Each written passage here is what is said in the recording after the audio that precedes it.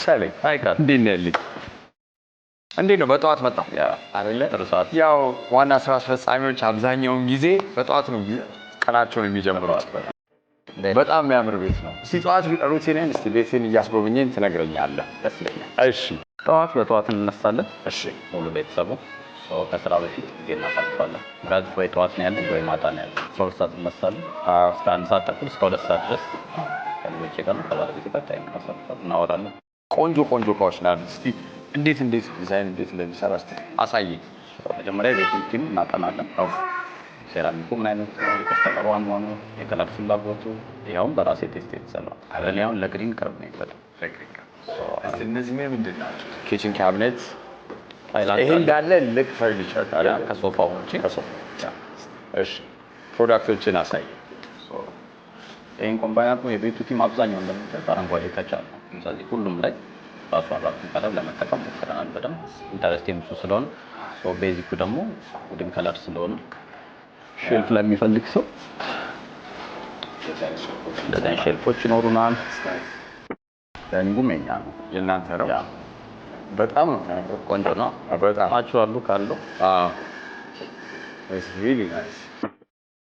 እኔ ድሮ ፋዘር ጠዋት ሲነሳ እኔ ቅዳሜን የማስታውሰው እሱ ፋዘር ቁጭ ብሎ ቫይነል ሲሰማ ነው እንደሳም ሬይ ቻርልስን ምናምን እና እስኪ ዛሬ እኔ ያው አሽከርካሪ ሆኜ አንተ ተሳፋሪ ሆነ ትሄዳለህ። ጉዟችን እንጀምራለን። ደስ ይለኛል።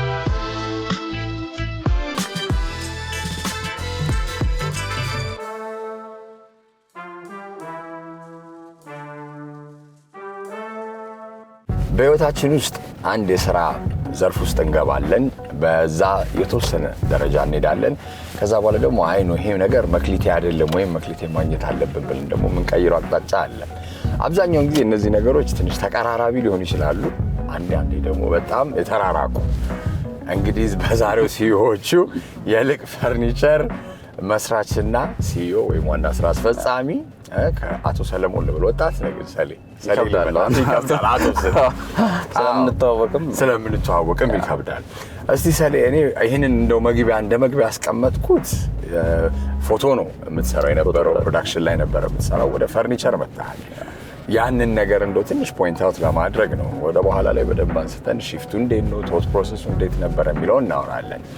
አሁን ግን እስቲ እንደው ያኔ ፎቶግራፊ ስትጀምር የነበረው የመጀመሪያ እንደው ሜሞሪህን ወይንም በልጅነት ወይኔ ፎቶግራፍ ማንሳት ደስ ይላል የሚለውን ሞመንት እስቲ አስታውሰኝ።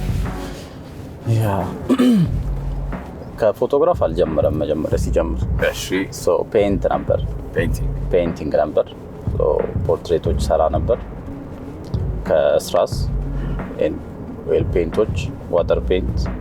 በጣም ዲቴል አይደለም ግን የሆኑ ነገሮች በተለይ ፔንስል ላይ ጥሩ ነበር የምሰራው ፖርትሬት። ምንድነው በባህሪ መሰለህ አሁን ረጅም ሰዓት የሚፈጅ ከሆነ የሆነ ነገር በተቻለው መጠን የሚያጥርበትን መንገድ ፈልጋለሁ። ስዕሉ በጣም ታይም እየወሰደ ሲመጣ ወደ ፎቶግራፍ ስልክ ላይ ስማርትፎን ከመጣ በኋላ የሆኑ ፍሬሞች መቅረት ሲችሉ እዛ ውስጥ ስለዚህ ፖርትሬቱን ማንሳት ላንድስኬፖቹንም ወደ ማንሳት እና እሱን ትሪት ወደ ማድረግ መጣ። ፎቶግራፍ ምንድን ነበር? ምን ፎቶግራፍ ነበር? ኮሜርሻል ብቻ ነበር። ፕሮዳክት ፎቶግራፊ ላይ ፕሮዳክት እና ሞስት ኦፍ ፕሮዳክት ናቸው። ይሄ ቢራ አብዛኞቹ ቢራ ከስተመሮች እንደዛ ነበር። እስቲ አሁን በደንብ ወደ ኋላ ልመልስህ እና ልጅነትህን ከስዕልም ጎን ለጎን ምን አይነት ነበር? እስቲ በራሴ ነው ሴልፍ ኤምፕሎይድ ነው ወይም እንደ አብዛኛው ጊዜኛ ስናድግ ፓይለት ዶክተር አለን አይደለ? እንዴት ነበር? እስቲ የራሴን ስራ መስራት እፈልጋለሁ የሚለውን ነገር ያገኝባት ነጥብና እስቲ ድገት ንገረኝ። ክፍለ ሀገር ነው ያደግኩት። ትንሽ ጫና ነበረው። ስለዚህ ላይፍን ማሸነፍ ትልቁ ኢሹ ነው። መሆን ከምትፈልገው ሰው በላይ ማንም በጣም መጥፎ ባልሆነ መንገድ ብቻ ራስን ማሸነፍ ነው ትልቁ። ስለዚህ ብዙ እንትናም በሆን ወይም እንደዚህ በሆን ብዬ ማስበው ነገር አልነበረም። ስለዚህ ከልጅነት ጀምሮ የነበረው ትልቁ ነገር እንዴት ጥሩ ስራ መስራትና እንዴት መቀየር ይችላል፣ በስሬ ብዙ ሰው እንዴት ሊኖር ይችላል። የት ነው ያደግከው? ብዙ ቦታ ጅማ ነው የተወለድኩት። ሎሊሶ አድጌያለሁ። ከዛ አርባ ምንጭ ነው የተማርኩት። ሌሎቹ ጋር ደግሞ የተወሰነ ቆይተናል። እስቲ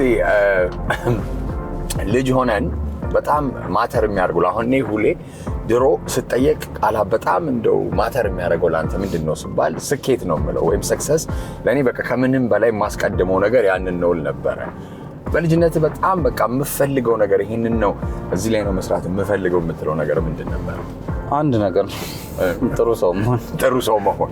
በሁሉም ዘርፍ ጥሩ ሰው መሆን፣ እንደ አለቃም፣ እንደ ስራም፣ እንደ ባል፣ እንደ ልጅ፣ እንደ ሁሉም፣ እንደ አባት፣ እንደ ጓደኛ ዘርፉ ሙሉ ተጨምቆ የትኛውም ቦታ ላይ ሰው ዲስአፖይንት አለማድረግና ጥሩ ሰው ለልጅነት ቋንቋ ጥሩ ሰው መሆን ነው የሚገልጸው አይደለ? ለነገሩ በዛ ጊዜ እኮ ሁላችንም ጥሩ ነው። አይ ኖ እሱን ቲፕ ማለት ኮንዲሽን ዲዮን ስመጣ ነው ትንሽ እየተቀየረ ነው። አሁንስ ምንድነው ለአንተ በጣም ማተር የሚያደርግልህ በአሁኑ አስተሳሰብ? ያው ጥሩ ሰው መሆን እንዳለው ኢንትሪንሲክ ስለሆነ አሁንስ ምንድነው? አሁን ትልቁ እንትን መገኘት ነው ለኔ። ስለዚህ አሁን እዚህ መገኘት በትክክል በሙሉ ማንነት ቤትም ስገባ ለልጆቼም ለሚስቴም ይህን ስራም ቦታ ላይ እንደ ስራው እንደ አለቃ ሳይሆን ስራው እንደሚፈልገው ሰው ሙሉ ሰውና መገኘት ያለ እኔ ማተር ያደርጋል። ስለዚህ ሰውም ሳገኝ ጥቂት ሰው ነው ማገኘ፣ እነሱም በሙሉ ልብና በሙሉ ማንነት ማግኘት ይሄ ለእኔ በጣም ማተር ያደርጋል። ስንት ልጅ አለ? ሳይ በጣም ወጣት ነህ እና እየፈራሁ ነው የምጠይቀው። አይ ሁለት ልጅ አለ። ስንት ዓመታቸው ነው? 2 ዓመት ተኩልና 1 ዓመት ተኩል። አባትነትና እንዴት ነው ስራ? አብዛኛውን ጊዜ ባላንስ መደረግ አለበት ሁሌ ቢሆን። በጣም ይሄ ወርክ ላይፍ ባላንስ የሚል ነገር አለ። እንዴት ታቻችሏል? እስቲ እርሊ ነው የምነሳው። በጣም እርሊ ነው የምነሳው። ጠዋት ላይ ስልክ ሳይረብሸኝ ታስክ ውስጥም ሳልገባ ከ12 ተኩል እስከ 2 ሰዓት ያለችው ታይም አብረን ነው የምናሳልፈው። ሁላችን እርሊ ነው የሚነሱት። እንድትስን ሰዓት 12 ሰዓት ከዛ በፊትም ይነሳሉ። እናወራለን። አክቲቭ ናቸው በጣም። ማታ ደግሞ በቻልኩት እርሊ ይገባሉ። 2 ሰዓት ስለሚተኙ ከዛ በፊት ይገባሉ። በደንብ ለማስጠናት ምንም የሆኑ ነገሮችን ኮንዲሽን ለማውራት ያደርጋል፣ ይጠቅማል። በዛ ነው ባላንስ ማድረግ። በጣም አሪፍ። ይሄ እንግዲህ አባትነት ከመጣ በኋላ ስራ ላይ ምን አይነት ለውጥ አስተሳሰብ ላይ ያመጣል? በጣም ፕሬሸር አለው ወይንም አባት ስትሆን ልበልህ ወይንም ልጅ ሲኖርህ የምትሮጥበትን መንገድ ይቀየራል ይባላል። በጣም እኛ እንደው ለራስህ መኖርና ለሌላ ሰው ማሰብ ሲጀምር በጣም የተለያየ ነው። እስቲ ሳሌ ንገረኝ፣ ኢየሱስ ምን ያህል ቀይሮሃል ያ ነገር? በሁለት ዘርፍ ነው። አንደኛ ኤምፕሎዮች ላይ አሁን ልጆች ያላቸው ሰው ሲኖር በጣም ሴንሲቲቭ ትሆናለህ። አሁን አሁን ፍቃድ በተለይ ልጅን በተመለከተ ፍቃድ ሲፈልግ ሴንሲቲቭ ነው። ወዴትም እንትን ማለት አትችልም። ያ ማተር ያደርጋል። ለእኔ ደግሞ አሁን በፊት አመሽ ነበር ስራ ላይ። ስለዚህ አሁን ትንሽ ፑሽ አድርገን አምሽተን ለነገ ማቃለል ካለብን ኦር ሌሎች ስኬጁሎች መሰራት ካለበት ታመሻለህ ቢሮም ችግር። ከልጅ በኋላ በጣም ይከብዳል። እስቲ ፎቶግራፊ ምን ያህል ጊዜ ሰራ? ፎቶግራፊ ወደ 4 ዓመት ከምናምን። ምንድን ነው በጣም የምትወደው? እስቲ ስለ ፎቶግራፊ። ላይቲንግ ኮንትሮል እና ፕሮዳክቱን ራሱ ከስተመሩ በፈለገው መንገድ ማስቀመጥ፣ ፕሮዳክት ገበያ ላይ አውጥተህ መሸጥ ያንተ ስራ ይሻላል። ሰውየው ስራውን ነው የሚያመርተው ባሰበው በፈለገው መንገድና አንተ ደግሞ በምትችለው አቅም ያ ነገር የሚሸጥ ሰው ማርኬቲንግ ነው። በዛ ጥሩ ካልሰራ አይሸጥም። አንተ ላይ ዲፔንድ የሚያደርገው ከተማ ላይ ተሰቅሎ ስታያቸው። ለምን ያህል ጊዜ ሰራ እሱን ስራ? እንደዛው ወደ 4 ዓመት ከምናምን እሱ ነው የሰራው። ከተማ ላይ ፈርኒቸር እናያለን፣ ኢንቴሪየር ዲዛይን ብዙ እናያለን። አንዳንዴ ግን ለየት ያሉ ዲዛይኖችን በላቸው ሆሊስቲክ የሆኑ በጣም የሚያማምሩ ዘመናዊ አስተሳሰብን የሚያንጸባርቁ ደግሞ የቤትን እቃዎች ታያለ። አሁን ልቅ ፈርኒቸር ነው። እስቲ ልቅ እንዴት ተጀመረ? ዋናው ደግሞ እስቲ ከፎቶግራፊ ቅድም መነሻ ላይ እንዳልኩት ምን አስወሰነ? አይ በቃ ዛሬ እኔንን ከአሁን በኋላ አልሰራም እንድትል? የሰርቪሱ ኢሹ ነው። ቢሮ ነበረኝ። ለቢሮ የምናዛቸው ቴብሎች፣ ትንንሽም ካቢኔት ይሆን ቢሮ የሚፈልገውን ነገር የምናሰራው ነገሮች በተባለው ቀን አይደርስም፣ በተባለው ኳሊቲ አይደርስም። ያዘዝከው ዲዛይን ነው የሚመጣው ኮምፕሊትሊ የተለያየ ከለር፣ ሼፕ፣ ኳሊቲ እነዚህ በጣም ኢሹ ነበሩ። ማኔጅ እያደረከው ትቀጥላለህ ሁሌ ስለማታሰራው። ፋይናሊ ቢሮ ውስጥ ጃር ነበረን እና በጣም ጠላሁት ራሱ ጃሩን ማየት። ስለዚህ የሆነች ነገር ስኬች አድርጌ ውድወርክ ፈልጌ አሰራው። ማለት ስሰጣቸው ትንሽ ስራ ስለሆነ መቀበል አይፈልጉም። አንድ ሲንግል አይተም። ስለዚህ ቁሜ የሆነ ያህል ብር ከፍዬ ቁሜ ሆናን አሰራሁት። ከስተመር ቢሮ ፎቶ ለሰርቪስ ሲመጣ ውሃ ሲቀዳ ሲወደው ከዛ እዘዝልኝ ሲል 1-2 ያለ ኦርደሩ 70-80 እየሄደ መጣ። በጣም ዲስአፖይንቲንግ ነበረው መሀል ላይ በሚያዙኝ ሰዎችና እኔ በማዘው። አንተ ሚድል ማን ሆነ በምትሰራበት ወቅት ስለዚህ ነገ ይደርሳል ሲሉ አንተም ደውለህ ነገ ስትል የምታውቀው ያን ነው። እዚህኛው ላይ ዲሲፕሊን ልክ ነው። በጣም ብዙ ችግር ተፈጠረ እና ያኔ ነው አይ በቃኛልክ በቃ ብዬ ካሜራ ነበረኝ ካሜራዎች እነሱን ሸጥኩኝ። 2 ቱልና ወደ ኮተቤ አካባቢ ወርክሾፕ ተከራየውና እሺ 150 ሺህ ብር ተጀመረ።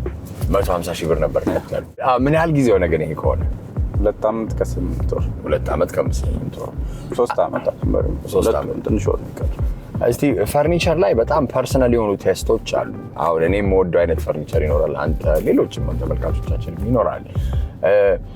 ከዲዛይን ከቶት ፕሮሰስ አንስተህ እንዴት ነው ይሄ ይወደዳል፣ ይሄ የበለጠ ኢትዮጵያ የራሱ ደግሞ አንድ በጣም ዩኒክ የሆኑ ባህሎች አሉን አይደል?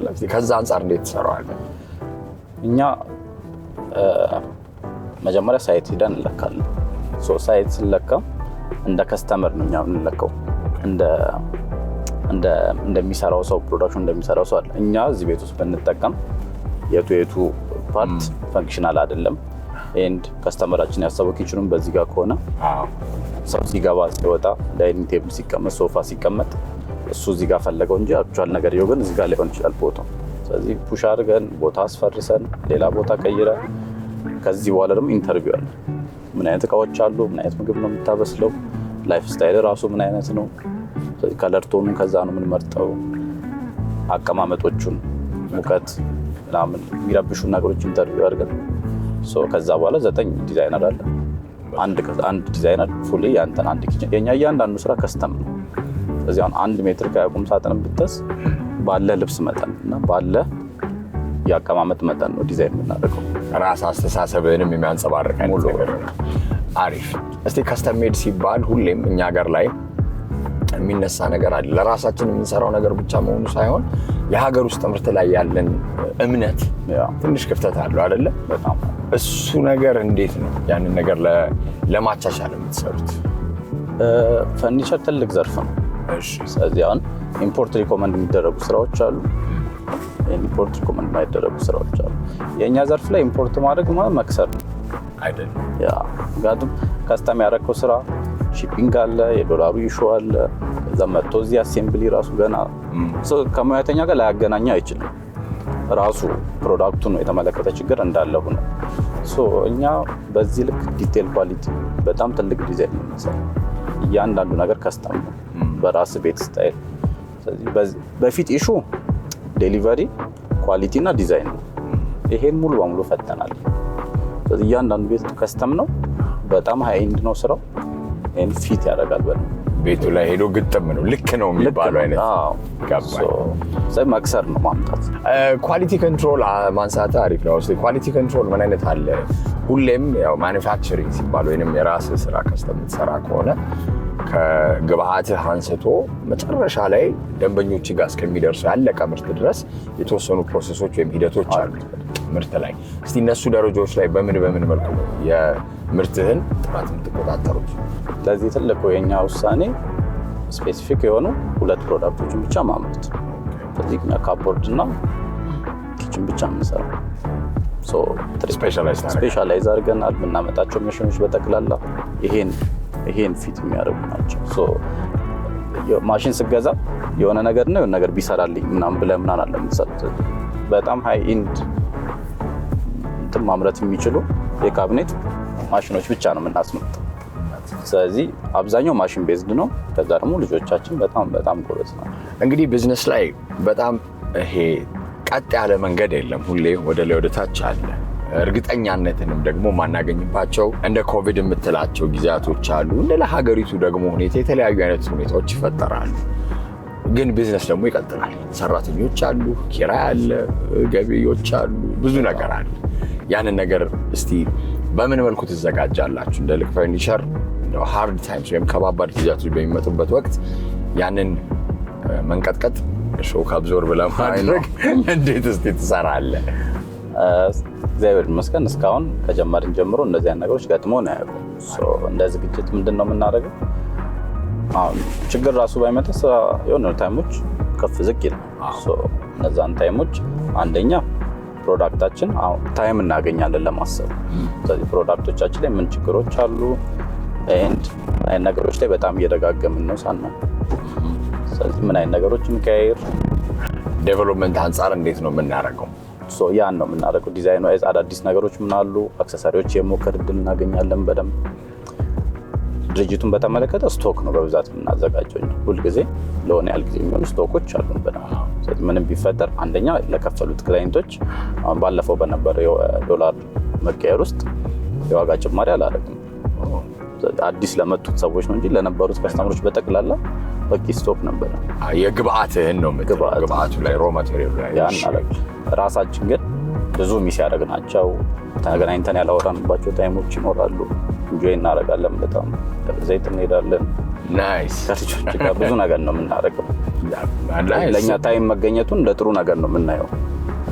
እንዲያውም ይሄ ቲም ቢልዲንግ ኤክሰርሳይሶችን የምታደርግበት በጣም አሪፍ። ስለዚህ ወደ ሊደርሺፕ ፊሎሶፊ እንሂድና እንግዲህ ቤተሰባዊ አይነት ስሜት ትፈጥራለህ። ደብረ ዘይት አብሮ መሄድ አለቃ ምናምን የሚለው ነገር የለም። አብሶ ማኒፋክቸሪንግ ለአንተም ካለህበት እንዴት ነው ያንን ነገር ስፒሪት ያንን መንፈስ የምገነባ? እኛ ጋር አለቃ የለም። እኛ ጋር አለቃችን ከስተመራችን። ስለዚህ ከስተመሩ የእኔም ከእኔም ስር ያለው የሁሉም አለቃ ከስተመሩ። ስናወራም በከስተመሩ ቦታው እንጂ የምናወራው እኔን ነው የወከለኝ ከስተመሩ ላይ ስላሉ። ስለዚህ መጥቼም ሳወራ የትኛውንም ሰው ያን ነው የሚያውቁት። ሲጀመር እኛ 1 2 3 እያለ ነው ሰው አሁን 80 ምናምን አይደረስም። ስንጀምር በ80 ምናምን ሰው አልጀመርንም። ስለዚህ ከሁሉም ጋር ፐርሰናል የሆነ ግንኙነት አለን በጣም። የመጀመሪያው ቅጥር ሰራተኛ ስሙ ማን ነው? ዴቭ ይባላል። ምንድን ነው የሚሰራው? ያኔ ሲመጣ ረዳት ነበር፣ አሁን ፐርቼዘር ነው። እኛ ጋር ሪል አናጺ የለንም። አሁን በተንባ አናጺ ወይም እንትኑ የለንም። አብዛኛው ፍሬሽ ግራጁዌት ነው ወይ ቴክኒክና ሙያ ላይ ያሉ ልጆች ሲስተም ክሬት ስላደረግን እና ሲስተሙ በጣም ጥሩ ስለሆነ ማንኛውም ሰው መጥቶ በሳምንቱ የኛን ፕሮዳክት መስራት ይችላል። ስለዚህ ስንቀጥርም ስናወራም ሰው ምን ያህል ኮሚኒኬት ማድረግ ይችላል ነው እንጂ ምን ያህል ጎበዝ ነው ብለን አይደለም። ታይም ላይ ኤንድ ኮሚኒኬሽን ላይ ምን ያህል ስኪል አለው ነው። ስለዚህ 30 ደቂቃ ከኔ ጋር ቁጭ ብለን ካወራን ስራው ከዛ በኋላ የሚመጣ ነገር ነው። ምን አይነት ነገሮች ነው የምትፈልገው? እስቲ አብሮኝ የሚሰራ ሰው ይኖራል ወይም ሊኖረው ይገባል ብለን የምታስበው ላይ? በጣም መሰረታዊ ነገሮች 2 ናቸው። ስሜቱን መንገድ ይችላል፣ እንደ ሰው ስሜት ማዳመጥ ይችላል። ምክንያቱም ስራው በጣም ሊያገናኝ ይችላል። የሰው ቁጥር ብዙ አለ። ስለዚህ የሆነ ነገር ደብቀህ የሆነ ነገር እንትን ሳትል የሆነ ነገር እየሆንኩ ነው እያልክ ምናምን እየመሰለ ብዙ ነገር ሊሆን አይችልም። ስለዚህ ስሜቱን ምን ያህል መግለጽ ይችላል፣ ምን ያህል ደግሞ ያንተን ስሜት ማዳመጥ ይችላል። ኮንፍሊክትም ሲሆን ስህተትም ሲኖር ይሄ ነው የሚፈታቸው አብዛኛው ነገር። አንዳንድ ስራ ላይ ስህተት በእርምት ሊታለፍ ይችላል ወይ በሆነ ነገር። ይሄ ግን ግብአት ወስዶ ሰዓት ደንበኛ ጋር ቀጥታ ምርት ስለሆነ ኪሳራ ነው። እስቲ እንዴት ነው ያንን ሲከሰት ስህተት ሲከሰት እንዴት ነው አንተ ሃንድል የምታደርገው? ለእኛ እርሊ ችግሮች መፈጠራቸው በጣም ትልቅ አድቫንቴጅ ነው። ስለዚህ ሲስተም ስለሆነ ሁሌ ክሬት የምናደርገው ሁሌ ሲስተም ነው። ለዛ ሲጀምር ከስተመር ጋር አይደርስም ስህተት ካለ ፋብሪካ ላይ ክሊር ይደረጋል። ስለዚህ ለምሳሌ ከለር ከሆነ የተሳሳተው ከልጁ ይልቅ ልጁ ያን ከለር ያልተረዳበትን ምክንያት ነው ፋይንድ አውት የምናደርገው እና የሚረዳም ሰው ከዚህ በኋላ በሲስተም እንዴት ከለር አፕሩቭ ማድረግ ይችላል። ስለዚህ ወደ ሶሉሽን ቤዝድ የሆነ ቲንኪንግ ነው ሁሌ ያሉ ሲስተሞች ላይ አድ የምናደርገው ስህተት ሲመጣ ካልመጣ እንፈራለን። በጣም ጥሩ ነገር መሳሳት አይደለ? ብዙ ተሳስተን ነው የደረሰ። በጣም አሪፍ። ለአንተስ እንደው ሁሉም የምጠይቃቸው ጥያቄዎች ስለሆነ ነው። ዋና ስራ አስፈጻሚ የስራ አመራር ብቻ ሳይሆን የሊደርሺፕ ቲንኪንግ አለው። እንዴት ነው ማድረግ ያለብኝ? ከሰራተኞች ጋር ስገናኝ የራስህ መርሆች ይኖራሉ። ከፎቶግራፊ ደግሞ እንግዲህ 80 ምናምን ሰራተኛ ደግሞ ይዘህ መስራት ደግሞ በጣም የተለያየ ነው። አንደኛ እስቲ እንደው እንደ ስራ አስፈጻሚ ልበልህ፣ ያኔ ራስህ ላይ ነበረ ስራዎች ራስህ ነህ። 80 ምናምን ደግሞ ማኔጅ ሰው ማድረግ ያን ነገር ለማድረግ አንደኛ ራስን ምን ያህል ታዘጋጃለህ፣ ምን አይነት መጽሐፎች ታነባለህ ልበልህ፣ ራስን ሴልፍ ዴቨሎፕመንት ላይ ምን ያህል ትሰራለህ። ከዛ ደግሞ ፕሪንሲፕሎች ደግሞ እነዚህ የሰለሞን የሊደርሺፕ ፕሪንሲፕሎች ናቸው የምትላቸው ነገሮች እስቲ ንገረኝ። የኔ አንድ ነው፣ ቤዚኩ አንድ ነው። ሁላችንም ሰው ነን። ሰውን እንደ ሰው ከተቀበልክ በኋላ ማሰራትም መስራትም በጣም ቀላል ነገር ነው። ሁሉንም ሰው እንደ ሰው ነው የማየው። እንደ ሰው ስለ ራሱ ያን ኢንዲቪጁዋል ባለው ካራክተር ባለው ማንነት ማንም ይጎዳኛል ማንም ድርጅትን ይጎዳል ብዬ አላስብም። ሰው ይሳሳታል እንጂ። ስለዚህ ትልቁ ነገር ኮሚኒኬሽን ነው። በጣም ትራንስፓረንት ክፍትና ግልጽ የሆነ ኮሚኒኬሽን። በጣም ማንም አለቃ የለውም እንዳልኩ ዲፓርትመንት ሄዶች ናቸው እንጂ ያሉት ምንም አይነት እዛ ላይ የተቀመጠ አለቃ የለም። ሰልፍ ዴቨሎፕመንትስ ላይ የሚያነሳው የመጀመሪያ ፓርት ላስታውስህና ራስን እንዴት ነው ብቻህን ከማስተዳደር ወደ 80 ምናምን ሰው ማስተዳደር ትልቅ ለውጥ ነው። ሜንታሊ ሽፍት አለው። ምን አይነት ዝግጅቶች አደረግስ? ምን ያህል ተቀየርክ? በጣም ተቀይሬያለሁ እጅግ በጣም። ግን ትልቁ አድቫንቴጅ ቁጥሩ እያንዳንዱ በአንዳንድ ቁጥር የጨመረ ነው። አሁን ኢሚዲየት 80 ሰው ብትይዝ ብዙ ነገሩ በጣም ኪዮስ ነው የሚሆነው። አንድ ነበሩ፣ አንድ ሰው መጣ፣ 2 ሆነን 3 እያለ ራሳችን ቢልድ እያደረግን የመጣ ነው። ለ2 ለ3 የምንፈልገውን ነገር 4ኛ ሰው እያለ ይሄድ። እሱ በጣም ትልቅ ነገር። ከዛ ውጪ አንደኛ ረጅም ሰዓት ብቻዬን ማሳለፍ፣ ከስራም በኋላ ከስራም በፊት ለ1 ሰዓት ተኩል ቀኑ እንዴት እንደነበር ምን ሚስ እንዳደረኩ ወይም ደግሞ ምን ጥሩ ነገር እንዳደረኩ ሳይ ከዛ ማን ሰው በጣም ጥሩ ነገር እንዳደረገ። ስለዚህ ኢንተርናል እና ኤክስተርናል ኦዲት ታደርጋለህ። በደምብ ፋይናንስ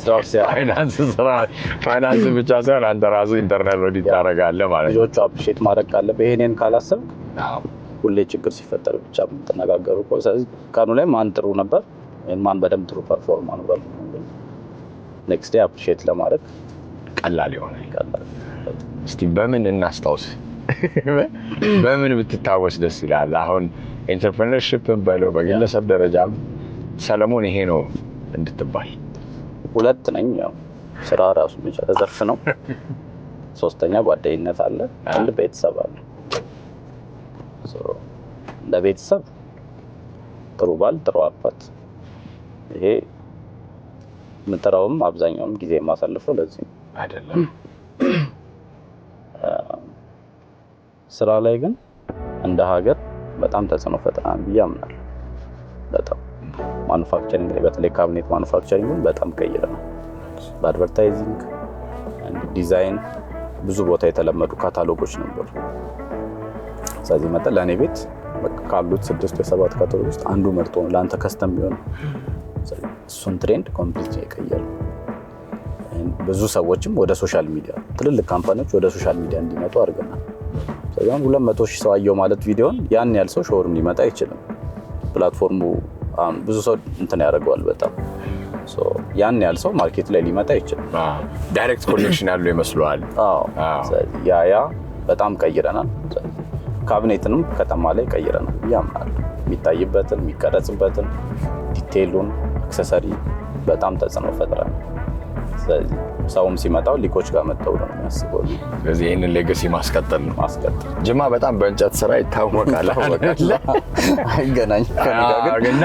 አይገናኝም ከአንተ ጋር ግን ሄደህ አይተሃል እንዴት እንደሚሰራ። እኔ በጣም ይሄ በርጩማዎች ምናምን ሲመጡ የሚገራርሙ ዲዛይኖች አሉ። ኮፊ ቴብል የፎቶ እጅ ኮርነር ላይ ወቅ የምትሰካ እሱ አለ። በጣም ብዙ ነገር ነበር።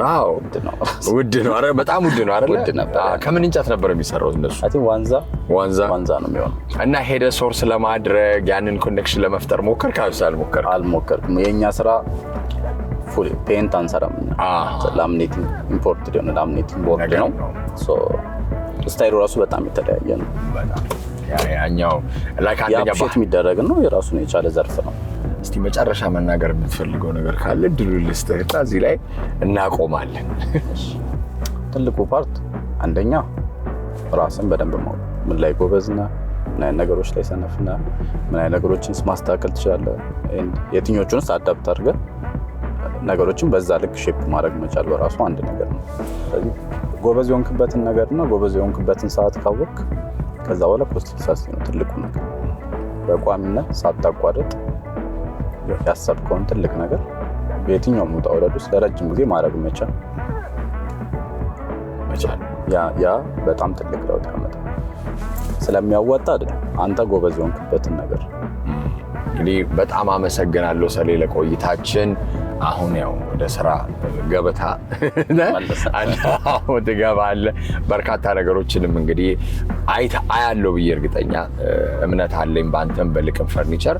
ለቆይታችን በጣም አመሰግናለሁ። መልካም የስራ ጊዜ እንደሚል ደስ ብሎኛል ስላልከኝ።